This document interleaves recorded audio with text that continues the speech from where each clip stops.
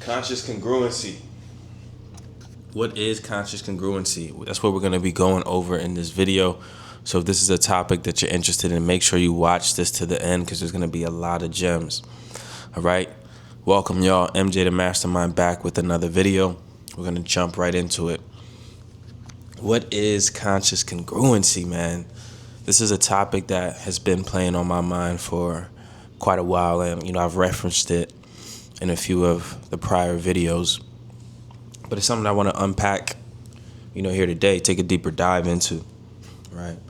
So what is conscious congruency? First, let's start with your conscious.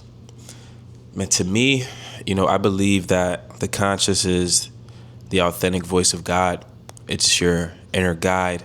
It's the way that the universe communicates, to us to keep us in alignment with the vision that we've selected and to keep us on the trajectory of the desired lifeline. Now, the conscious has a certain way of communicating with us, but you can really only hear the guidance from your consciousness if you are silent enough to hear it, right? Because there's so many things competing for our attention, and there's so many different distractions, out here today, right? Everything is competing for our attention right now. So in order to be able to hear the voice of consciousness, you really have to, dive within, right? You have to dive deep within. And, one of the things that I recommend to really get closer to that consciousness is meditation, right? Meditation is a great way to take yourself out of your external environment, dive deep within yourself for a few minutes, and, raise your frequency and your vibration. Okay? So meditation is a great way. Another great way is journaling. Okay? When you start asking yourself tough questions, when you start spending time with yourself, that's when God and the universe and your inner guide can really start communicating with you. Okay? Now, we understand what our consciousness is, right? It's our higher level, our higher level self. Now, congruency, right? When it comes to congruency, it's all about living in alignment with that, right? Living in alignment with those thoughts, those ideas that there's so many different names for consciousness, and I kind of use them interchangeably. God, the universe, higher self, infinite intelligence. There's so many different names for it, but when I'm referencing all of these different names, I'm touching on the same thing, right? But when it comes to congruency with that, it's like once you have a clear idea of what your vision is, what your goals are, the person that you want to become, the version of yourself that you want to create,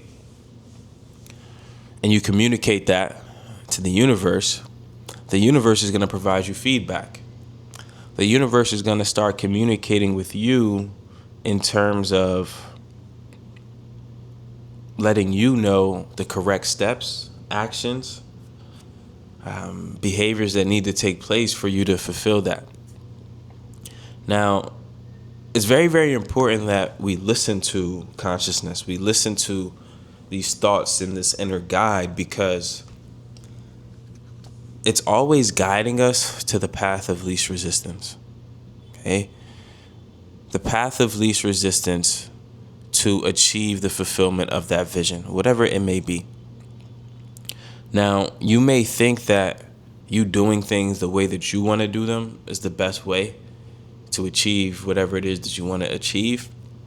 But infinite intelligence is like the word is, it's infinitely intelligent. So it knows more than you. It knows the path of least resistance. And it can see things that you may not even be able to see. So it's very, very important that we tap into that inner guide, because that's going to get us to where we want to go ultimately. Okay? Now, sometimes in life, it can be challenging sometimes to live consciously congruent, just because we have these old programs pulling us. Okay?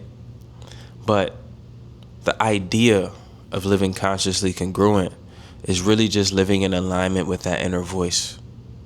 Okay? And that inner voice shows up most times when you're living out of alignment.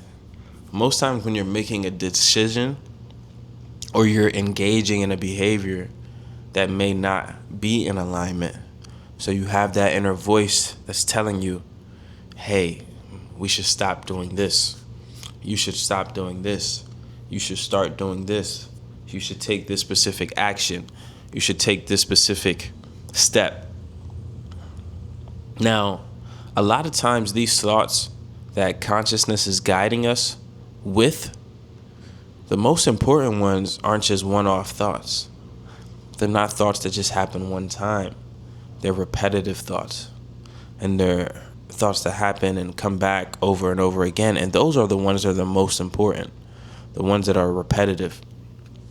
Those are the ones that you have to try your best not to ignore. Because a lot of times, those are the biggest changes that we need to make, right? The voice that's continuing to come back and say, hey, you've been engaging in this and this isn't congruent. This isn't something that you should do. Now, another key principle of conscious congruency is the feeling of regret, okay? Regret is your guideline. Right, so if you engage in something, if you engage in a behavior, an action, an habit, whatever it may be, and you feel guilty after it, or you feel some type of shame, or you feel some type of regret, that is consciousness communicating to you that action, behavior, whatever it is that you may be engaging in, does not serve you, right? And that's why you feel those negative emotions. And the more you feel those negative emotions, the more you put yourself out of alignment, because negative emotions reduce your frequency, right? All the positive frequencies like love, joy, gratitude, all of these are high on the scale of emotional vibration. But these negative emotions that you may feel,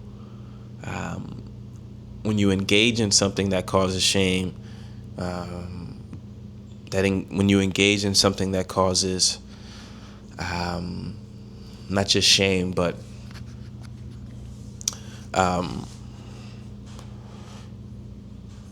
those negative emotions that I touched on,